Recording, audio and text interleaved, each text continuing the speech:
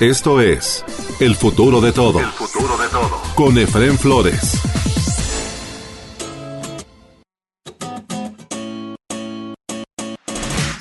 Bienvenidos a El Futuro de Todo, el podcast que ve hacia adelante, porque México tiene que ver ya la nueva realidad que imprime en cada uno de nosotros este maravilloso siglo XXI. Soy Efrén Flores dándoles la bienvenida a un capítulo más de El Futuro de Todo. El Futuro de Todo. El futuro de todo. Con Efrén Flores. Ricardo de la Peña es un destacado analista político y sociólogo, presidente de Investigaciones Sociales Aplicadas, ISA. A Ricardo acudimos para encontrar respuestas a preguntas que a todos nos ocupan sobre lo que ocurre con nuestra sociedad, en un entorno que se antoja confuso en pleno siglo XXI. Bienvenido, Ricardo, a El Futuro de Todo. Todo indica volatilidad y confusión en lo que vivimos en el mundo, con las votaciones reñidas de estos días en Estados Unidos, las manifestaciones sociales en Chile, en países de la Unión Europea, las manifestaciones en Estados Unidos, así como en México. ¿Cómo ves tú esta afirmación? ¿Coincides con ella?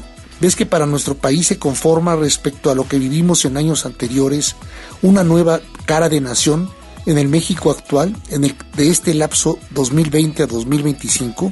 Desde luego todavía hay valores y principios que van conformando ideologías. De hecho, estos extremismos que se mencionan en la pregunta forman parte de todo un entramado de principios, valores, formas de ver el mundo y la vida, y formas de pensar el poder y la práctica política que de alguna manera unifica y hace semejantes a un conjunto de movimientos que están respondiendo a esta pérdida de capacidad representativa de los partidos políticos y de incapacidad de respuesta por parte de los gobiernos a las demandas sociales, que permite que surjan los llamados populismos, que no son más que finalmente una expresión en la cual hay un héroe, el pueblo, hay un líder, aquel que pretende mantener el poder para apoyar a los grupos sociales. Esta sociedad es víctima de un conjunto de villanos que pueden ser unos u otros, pero que finalmente representan a una élite que se contrapone a un colectivo que es aquel que busca representar este líder. Y por otro lado hay un conjunto de principios y valores que conforman este espectro de la democracia liberal que enarbolan otros gobiernos. Entonces encontramos un enfrentamiento entre ambas lógicas y no es el fin de las ideologías, no es el momento del pragmatismo. Es un momento en el cual estamos viendo confrontadas ideologías, pero que no se definen en los parámetros que se definieron en el siglo XX, como los del siglo XX no se definieron en los parámetros del siglo XIX y del XIX, del XVIII, etc.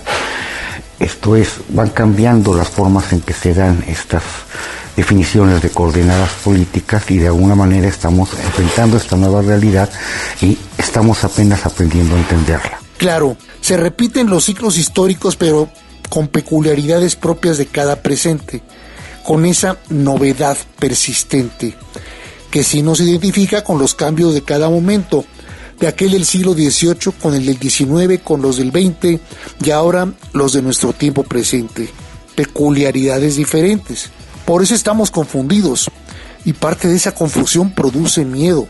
Tal vez por eso en este 2020 el mundo habla mucho, pocos escuchan, todos quieren imponer. Nos extraviamos en el modernismo, sentimos que perdimos la ilustración, si bien avanzamos tremendos pasos en tecnologías. ¿Qué opinas? ¿Estás de acuerdo con la afirmación anterior? Definitivamente hay muchos fenómenos nuevos, pero tenemos la costumbre ahora de considerar como algo inédito lo que en el fondo no es más que el reflejo de procesos que ciertamente son peculiares, son singulares, pero que forman parte de esta peculiaridad y singularidad que se da en cada etapa del desarrollo de las sociedades humanas. Si uno piensa en el siglo XVIII, final del siglo XVIII, se presentan fenómenos como la Revolución Americana y la Revolución Francesa que desde luego son situaciones inéditas, que no tienen antecedente, los fenómenos de ilustración no lo tienen, pero tampoco lo tienen las revoluciones de 1848, ni desde luego la Primera Guerra Mundial o la Revolución Rusa, y viendo más para acá, la Segunda Guerra Mundial, ni las condiciones de Guerra Fría o fenómenos como la Guerra de Vietnam, el desarrollo de las guerrillas en Latinoamérica, o en fin.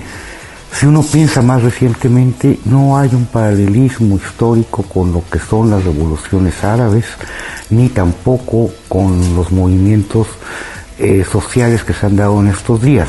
Sí, son peculiares, pero esta peculiaridad forma parte de esta novedad persistente en los ciclos históricos. Fuerza en vez de razón. Así habla Trump, así Bolsonaro, López Obrador y los populistas de otras latitudes. Justo así se polarizan las sociedades. Es Estados Unidos, es México, Brasil, Turquía, Hungría, pero también se avisoran extremismos en Polonia, Austria, Alemania, Gran Bretaña, que todo indicaba se habían superado después de la Segunda Guerra Mundial. El remate debería de haber sido la caída del muro de Berlín y la desaparición de la Unión Soviética. Sin embargo, algo nuevo se quiere gestar. ¿Cómo ves el futuro de todo en política, en filosofía? Nos adentramos en algo nuevo como un postmodernismo del pensamiento universal, donde de nueva cuenta se entrelazan y discuten razón, fe, ciencias. No todos los actores políticos y sociales están viendo la necesidad de insertarse en una lógica de desarrollo tecnológico y reconocimiento de los avances científicos para poder llevar adelante un cambio en las coordenadas de desarrollo de nuestra sociedad. Algunos ven hacia atrás y ven con nostalgia las viejas épocas de desarrollo estabilizador y otros modelos desde luego caducos, y pretenden apostar a este tipo de fórmulas para poder llevar adelante la transformación del país. Por el contrario, hay quienes estamos convencidos de que es mediante el recurso a las herramientas tecnológicas y al conocimiento que estamos acumulando que hoy en día podrá México ir avanzando y mejorando sus condiciones económicas y eventualmente satisfacer los requerimientos sociales y las demandas de una mayor equidad social entre los distintos grupos y segmentos que conforman una población de una nación sumamente compleja y variada. No tenemos certidumbre de quién va a ganar esta disputa. ¿Cómo ves tú el futuro para México en lo político y social? ¿Tendremos una salida próxima que cubra nuestras demandas específicas políticas y sociales? Seguridad, igualdad genérica, mejores condiciones económicas, Estado de Derecho. ¿Se van a acelerar la movilidad e inclusión sociales? ¿O tendremos que esperar otros 50 años en lamentable resignación? Pensar en el gobierno actual, en el reparto de poder entre las diversas fuerzas políticas que hoy día están vigentes en México, no nos lleva precisamente a pensar que sea factible enfrentar realmente las diferencias que se van dando y los rezagos que hay en materia de atención a los principales problemas sociales. Por el contrario, diría yo que el actual gobierno federal y muchos de los gobiernos estatales, incluso no de un solo color, sino de varios, se muestran incapaces, incompetentes para poder atender estos problemas. Pero no es necesario que tengamos que esperar 50 años. Un escenario nos diría que el actual espectro político que gobierna se consolida y mantiene por un largo periodo y que de alguna manera se retrasa la atención efectiva, real, de los problemas sociales y políticos que enfrenta nuestra nación. Pero otro modelo nos diría que a lo mejor es factible en un corto plazo que se cambien las relaciones de fuerzas entre las distintas opciones políticas y se abran ventanas para una nueva capacidad de atención a estos problemas políticos sociales que resulte más efectiva y real. Entonces no podemos realmente afirmar categóricamente que sí o que no podremos atender los problemas y que estamos frente a algo que tendría que afirmarse como resignación, o por el contrario que tenemos que pecar de optimismo. Un impulso brutal La energía del conocimiento, biomedicinas, biotecnologías, industria, energías limpias, las arterias de comunicación en la región norteamericana abren las puertas para acelerar el desarrollo sostenible de México, labores menos primarias y más elevadas en conocimientos, reducción de las desigualdades, pues habrá más movilidad e integración. ¿Son buenos deseos? O la pregunta entonces que te hago, Ricardo, es: ¿estará México interesado como nación rumbo al 2035 en un futuro de todo, con ese progreso para todos los mexicanos que ya vivimos en este siglo XXI? Creo que ambos grupos hoy enfrentados en la sociedad mexicana, quienes detentan el poder y quienes de alguna manera pretenderían un retorno al sendero de un desarrollo económico más próximo a los modelos predominantes que suelen denominarse neoliberales, pero que podemos hablar de modelos liberales de desarrollo económico. Ambos piensan que se podrán cumplir las metas a través de las estrategias que están adoptando. Aún así, recordemos que siempre este tipo de proyectos, como el de Naciones Unidas para el desarrollo de aquí al 2035, son más ideales que reales. Impulsan, orientan un desarrollo con un conjunto de metas a los cuales se aproxima, pero ciertamente la mayor parte de las sociedades no llega a alcanzar realmente resultados acordes con lo acordado, pero finalmente sí tienen una orientación, un sentido que los lleva hacia allí. Entiendo tu respuesta anterior, porque como ella está el país, ambivalente, turbio, sin definiciones claras y con un horizonte que mira el futuro enfrascado con el revisionismo histórico, divorciado entonces con otro segmento del país que quiere futuro del siglo XXI y en todo. Y hablamos de esa ambivalencia discreta, pero que se da en todos los sectores. Además, México se comprometió desde hace años a cumplir con los objetivos para el desarrollo sostenible de la ONU, como erradicación de la pobreza, hambre cero y salud, educación, bienestar de calidad, agua limpia y saneamiento para toda la población, energía con acceso para todos y no contaminante. La meta es lograr un porcentaje razonable de avances para el 2035. ¿Consideras que estamos en condiciones para alcanzar estas metas? Para presentar a la ONU, sí, pero sobre todo a todos los mexicanos. Ciertamente el mundo hoy día presenta una realidad polarizada donde en la mesa de disputas se encuentran intereses contrapuestos. Pero esto no es tampoco tan novedoso. Nos malacostumbramos durante prácticamente 3 décadas a esta moderación pertinente en la que se desenvolvió la política en el mundo durante el periodo posguerra fría. Pero esto es inusual.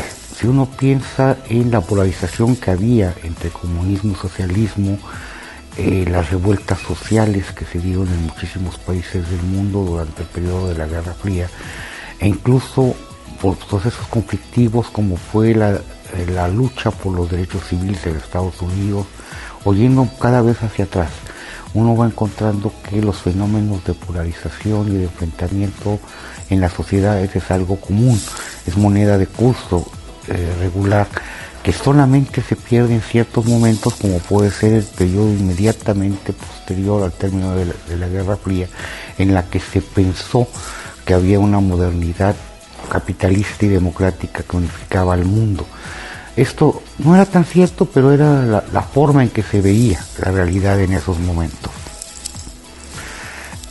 Creo que estamos nuevamente ante una realidad en la cual se polariza, y es a través de una disputa que termina siendo más de fuerza que de razón como se van resolviendo los diferendos. Las nuevas generaciones son muy sensibles al consumo y a la producción responsables con el medio ambiente, a la colaboración comunitaria y social, a la no contaminación e impedir daños al medio ambiente, a trabajar por el clima y los ecosistemas terrestres. ¿Cómo ves la organización del México futuro desde ya, con el actuar de las actuales generaciones, para poder construir desde ahora y heredarles a esas nuevas generaciones que ya están aquí una nación más armónica entre mexicanos y con el medio ambiente?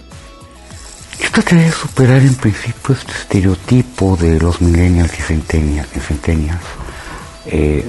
los milenarios y centenarios, para llamarles de una manera más castiza, y preferiría reconocer que es un grupo muy variado, con muchas ideas, muchos principios, muchas formas distintas de enfrentar el mundo, donde muchas veces no existe una coherencia plena en sus tomas de decisión.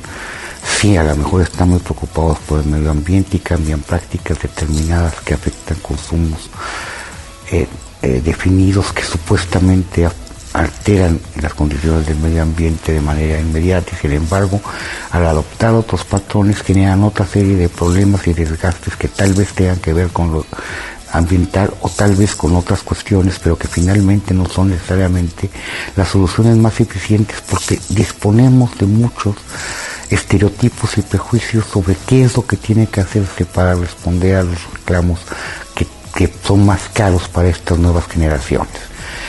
Sin embargo, creo que la adopción de estos valores y principios en una parte importante de la población que pertenece a estas generaciones, sobre todo los grupos más educados y más informados, más atentos de esta población, puede avisorar el encuentro con escenarios donde haya una mayor preocupación y por ende un ejercicio de prácticas públicas y privadas orientadas en mayor medida a la contención de problemas que son caros, como el problema ambiental. Yo creo que la pandemia es un enfrentamiento a un problema de coyuntura muy serio, muy grave, que va a afectar durante varios años y va a dejar una huella en las nuevas generaciones, pero que el problema real, el reto real, no se encuentra realmente en la contención y supresión de esta pandemia, que creo que finalmente se logrará tarde que temprano, tal vez más temprano que lo pensado por los pesimistas, pero más tarde que lo que algunos optimistas pretenderían. Yo creo que el reto real va a ser el mantenimiento de las condiciones de sustentabilidad de la producción económica del mundo. Y creo que en este aspecto los millennials y centennials podrán tener una mejor orientación hacia prácticas que efectivamente puedan permitir un desarrollo sustentable.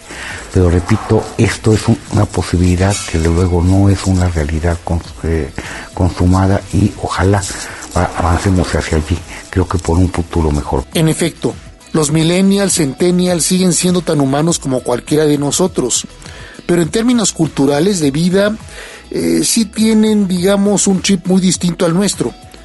Hay que aprovechar ese nuevo chip de estas nuevas generaciones, construir en colaboración productiva un mejor todo para el futuro de todos y de todas las generaciones de nuestro país. Muchas gracias a Ricardo de la Peña por su participación en El Futuro de Todo podcast. Eso es todo por hoy en El Futuro de Todo en México y de cara al mundo. Un servidor, Efrén Flores, se despide de ustedes esperando contar con su presencia en el próximo de nuestros podcasts de El Futuro de Todo. Hasta entonces.